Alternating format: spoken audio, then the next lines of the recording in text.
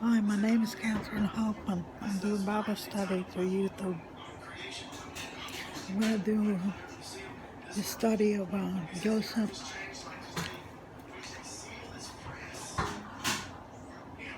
the son of Jacob and Rachel. His name is Joseph.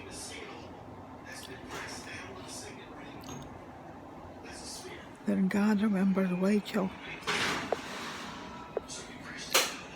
He listened to her and enabled her to conceive. She became pregnant and gave birth to a son, and said, God has taken away my disgrace. She named him Joseph and said, may the Lord have to me another son. Mommy, can I have more drink? Genesis 37.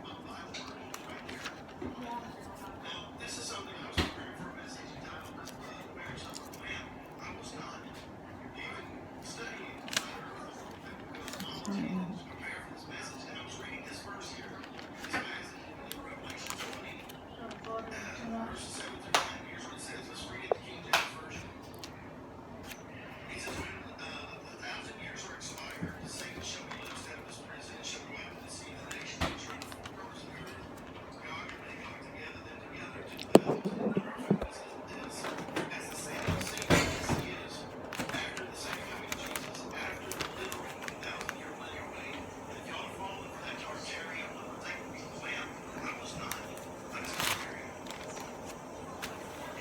Genesis 37.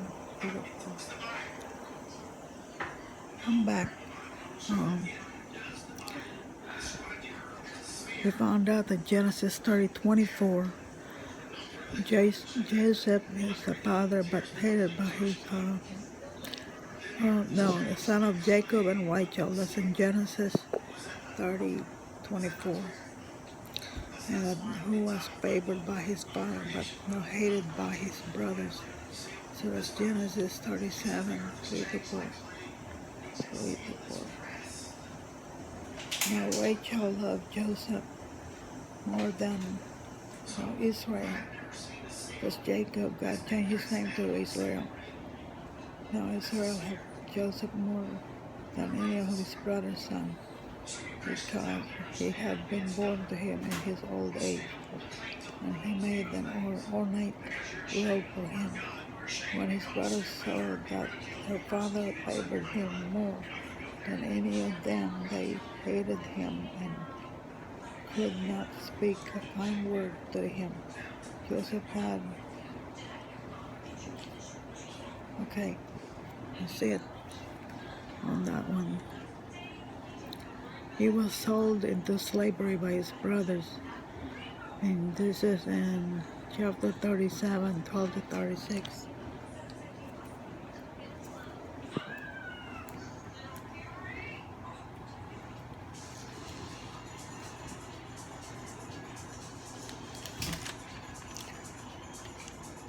Thirty-seven, 12-36.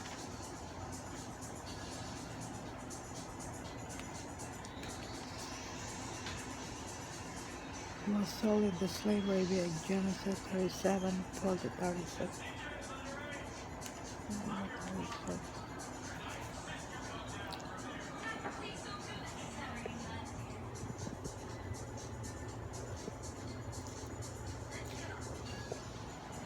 Now, Joseph sold by his brothers. Now his brother had gone to graze their father's flocks near Shechem. And Israel said to Joseph, I should know you, brother, are grazing the flocks near Shechem. Come, I'm going to send you to them. Very well, he replied. So he said to him,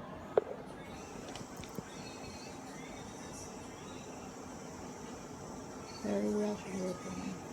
So he said to him, go and see if all is well with your brothers and with the flocks, and bring word back to me.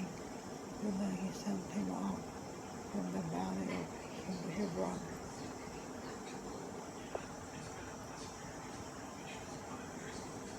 When Joseph arrived at Shechem, one found him wandering around in the fields and asked him, "What are you looking for?"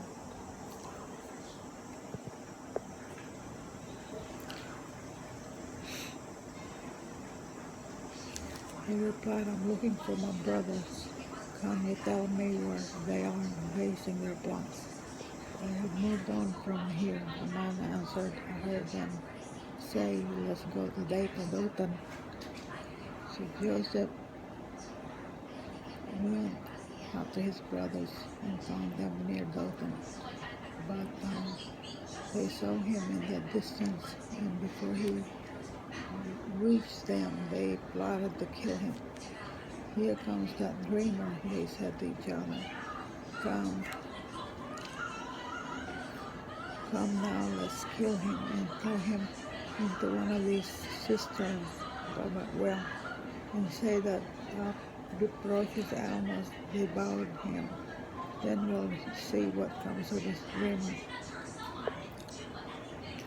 When Reuben heard this, he tried to release him from their hands. Tried to release them from his hand. "Let's not take his life," he said. "Don't shed any blood. Throw him out into this cistern here in the wilderness, but don't lay a hand on him." Reuben said this was to rescue him from them and take him back to his father. So when Joseph came to his brothers, they stripped him of his robe, the ornate robe that he was wearing, and they took him and threw him into the cistern. The cistern was empty. There was no water in it. As they sat down to eat their meal, they looked up and saw a caravan of Ishmaelites coming from Gilead. The camels were loaded with spices, balm, and myrrh, and they were on their way to take them down to Egypt. Judah said to his brothers, "What will we gain for it if we kill our brother and cover up his blood? Come, let's sell him into the Ishmaelites and not lay our hands on him. After all, he is our brother, our own flesh and blood." His brothers agreed.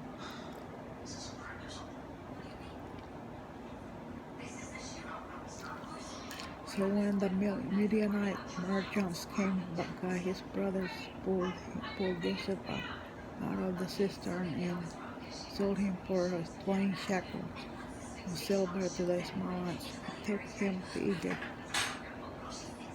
When Reuben returned to the cistern and saw that Joseph was not there, he tore his clothes. He went and bore back to his brothers and said, "The boy isn't there. Where can I turn now?" Then they got Joseph's robe, slaughtered a goat, and dipped the robe in the blood. They took the ornate robe back to their father and said, "We found this exists. Examine it to see whether it is to your son."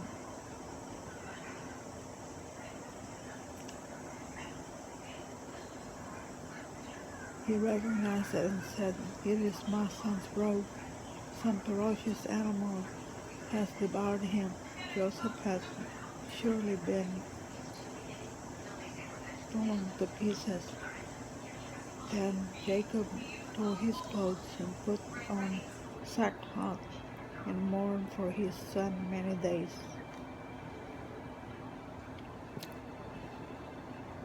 All his sons and daughters that came to comfort him, but he said, "I will continue to mourn until I join my son in the grave." So his father wept for him. Meanwhile, the Midianites sent Joseph in Egypt to sold Joseph in Egypt to Potiphar, one of Pharaoh's officials, the captain of the guard. Okay, that's it for that.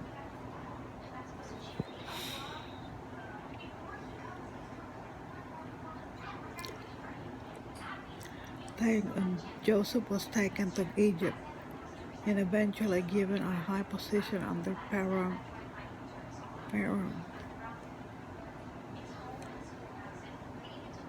41, verse 41 to 57.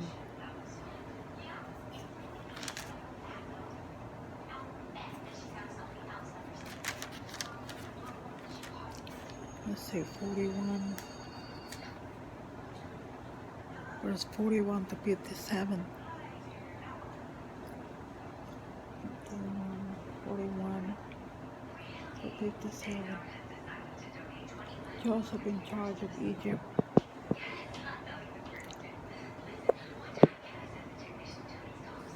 So Pharaoh said to Joseph, I hereby put you in charge of the whole land of Egypt. Then Pharaoh took his signet ring from his finger and put it on Joseph's finger. He dreamed him in ropes of flint linen and put a gold chain around his neck. He had him ride on a chariot as his second in command, and people shouted before him, make way, as he put him in charge of the whole land of Egypt. Then Pharaoh said to Joseph, I am Pharaoh, but without you, your word, no one will lift a hand or foot in all Egypt. Pharaoh gave Joseph the name Sepana Paneah and gave him a Senate daughter for Potiphar, priest of On, to be his wife, and Joseph went throughout the land of Egypt. Joseph was 30 years old when he entered the service of Pharaoh, king of Egypt, and Joseph went up from Pharaoh's presence and traveled throughout Egypt.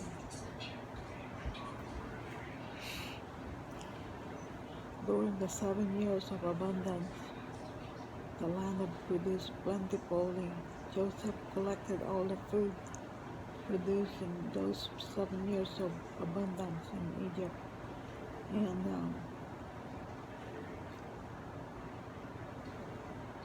in each city he put food grown in the fields surrounding it. Joseph stored up the huge quantities of grain, like the sand of the sea. It was so much that he stopped keeping a record because it was beyond measure.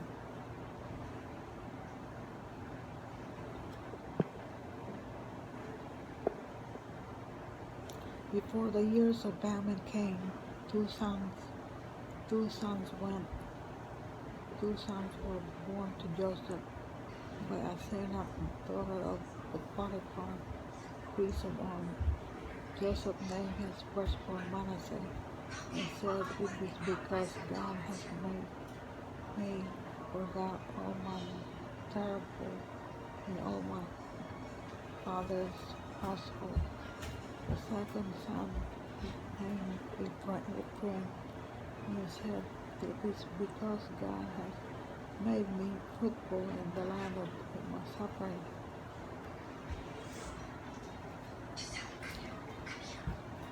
Then the 7 years of abundance in Egypt came to an end, and the 7 years of famine began, just as Joseph had said.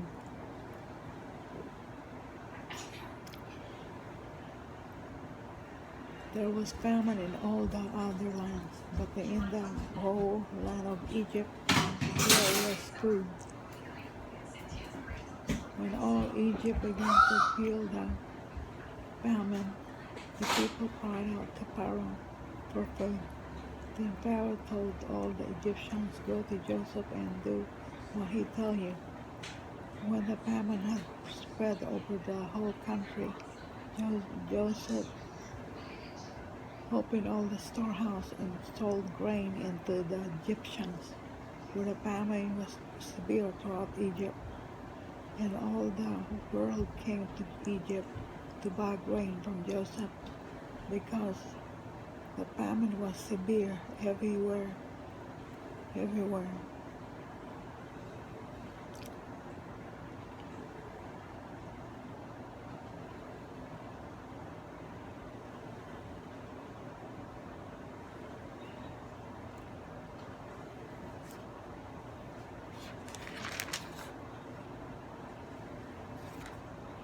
That's it. He interpreted Potiphar's dreams, and because of that, he was put in charge of all the grains in Egypt.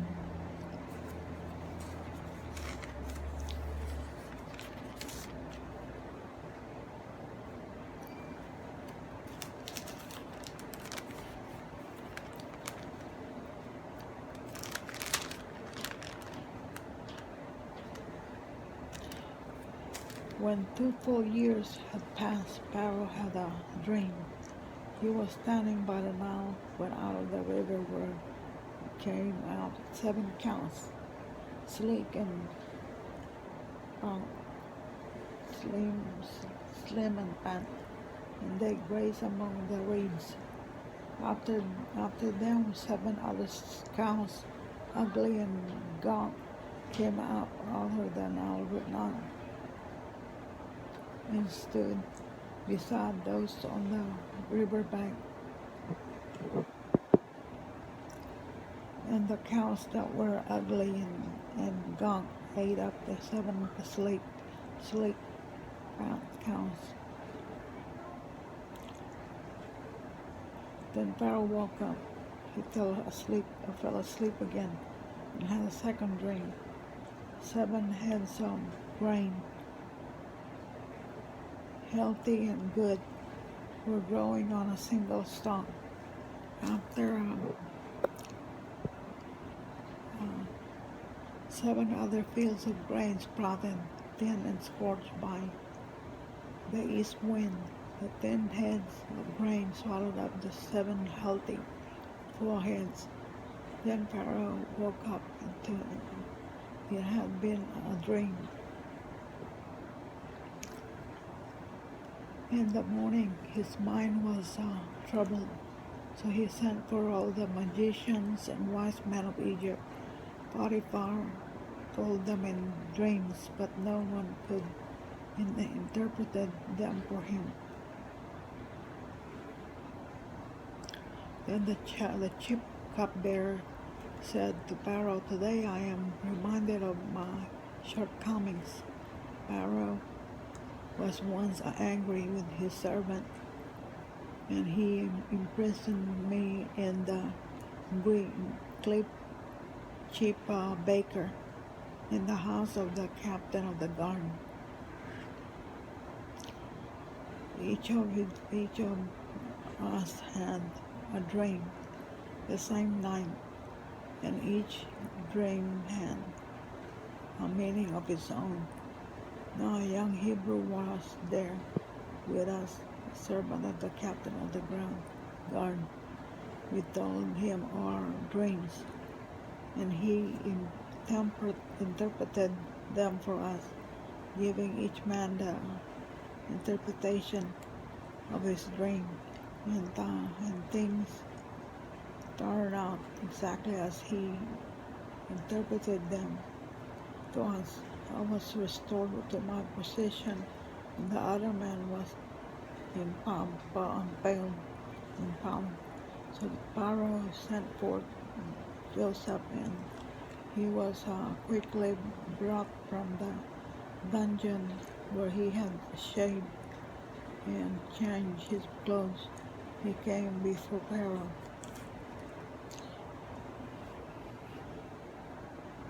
Pharaoh said to Joseph, "I had a dream, and no one can interpret it, but I have heard it said to you that where you hear a dream, you can interpret it. Interpret it. I cannot do it. I cannot do it, Joseph replied to Pharaoh, but God will give Pharaoh the answer he desires. Then Pharaoh said to Joseph, in my dream I was standing on the bank of the Nile, when out of the river there came out 7 cows that are asleep, and they grazed among the reeds. After them 7 other cows came up, scrawny and very ugly and lean. I had never seen such ugly cows in all my land of Egypt. The lean, ugly cows ate up the 7 fat cows that came up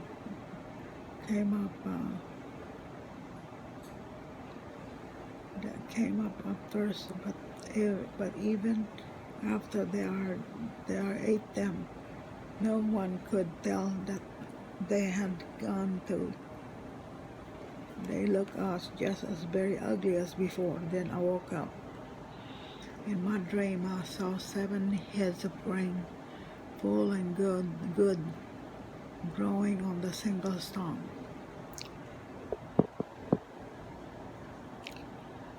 After them, 7 other heads sprouted, withered and thin and scorched by the east wind. The thin heads of grain swallowed up the 7 good heads. I told this to the magicians, but some of them could explain it to me. Then Joseph said to Pharaoh, the dream of Pharaoh are one and the same. God has revealed to Pharaoh what he is about to do. The 7 good cows are 7 years, and the 7 good heads of the grain are 7 years. It is one and the same dream. The 7 lean, ugly cows that came up afterward are 7 years, and so ate the 7 years worthless heads of grain, scorched by the east wind. They ate 7 years of famine. It is just as I said to Pharaoh. God has shown Pharaoh what he is about to do. 7 years of great abundance are coming throughout the land of Egypt, but 7 years of famine will follow them. Then all the abundance in Egypt will be forgotten, and the famine will ravage the land. The abundance in the land will not be remembered, because the famine that follows it will be so severe. The reason the dream was given unto Pharaoh in 2 forms is that the matter has been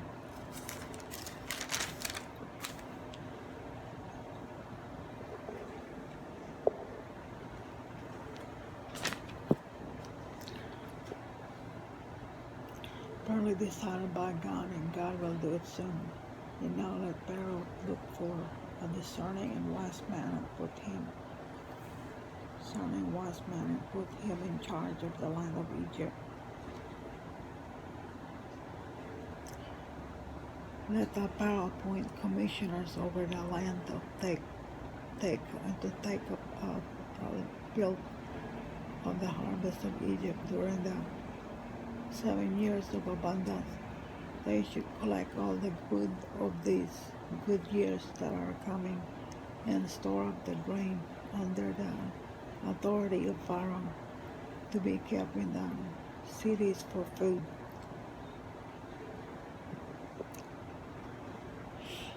This food should be held in reserved for the country, to be used during the 7 years of famine that will come upon Egypt, so that the country may not be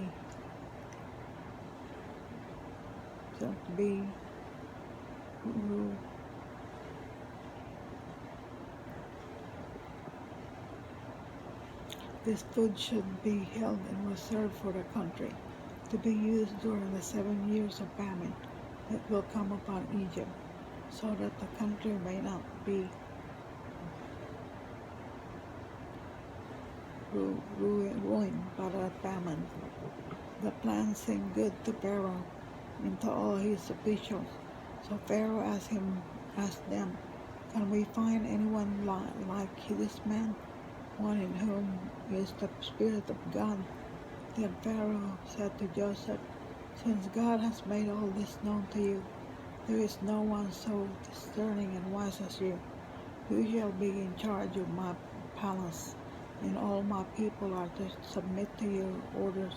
Only with respect to the throne will be greater than you."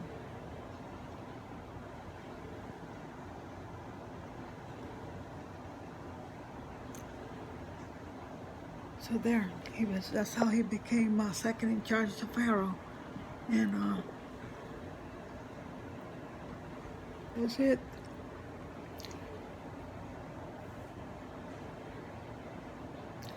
Then this one, Joseph in charge of Egypt. So Pharaoh said to Joseph, "I hereby put you in charge of the whole land of Egypt." Then Pharaoh took his signet ring from his finger and put it on Joseph's finger. He dressed him in robes of fine linen and put a gold chain around his neck. He had him ride in a chariot as the second in command, and people should shouted before him, "Make way!" Thus he put him in charge of the whole land of Egypt. Then Pharaoh said to Joseph, "I am Pharaoh, but without your word no one will lift a hand or foot in all Egypt." Pharaoh gave Joseph the name Zaphenath-Paneah, and gave him Asenath, daughter of Potiphar, priest of On, to be his wife. And Joseph went throughout the land of Egypt. Joseph was 30 years old when he entered the service of Pharaoh, king of Egypt. And Joseph went out from the Pharaoh presence and traveled throughout Egypt. During the 7 years of abundance, the land produced plentiful. Joseph collected all the food produced in those 7 years of abundance in Egypt and stored it in the cities. In each city he put food grown in the fields surrounding it. Joseph stored up huge quantities of grain, like the sand of the sea.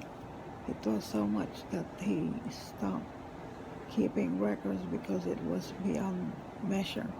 Before the years of famine came, 2 sons were born to Joseph by Asenath, daughter of Potiphar, priest of On.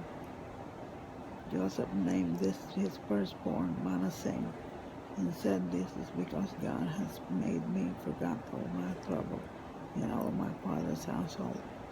The second son he named Ephraim, and said, "It is because God has made me fruitful in the land of my suffering." The 7 years of abundance in Egypt came to an end, and the 7 years of famine began.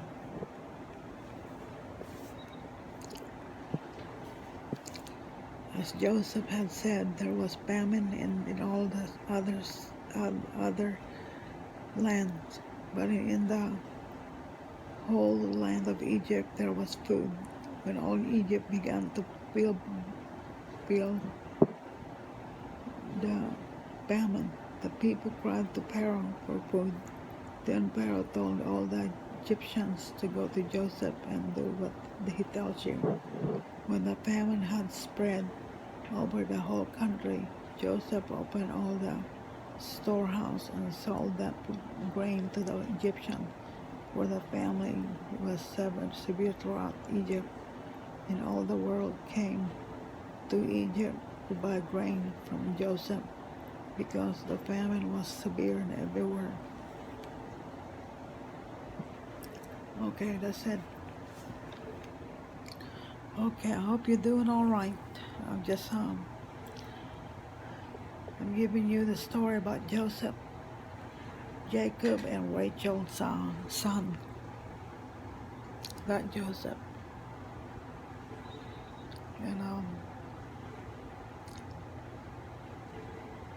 that's had the story of Joseph.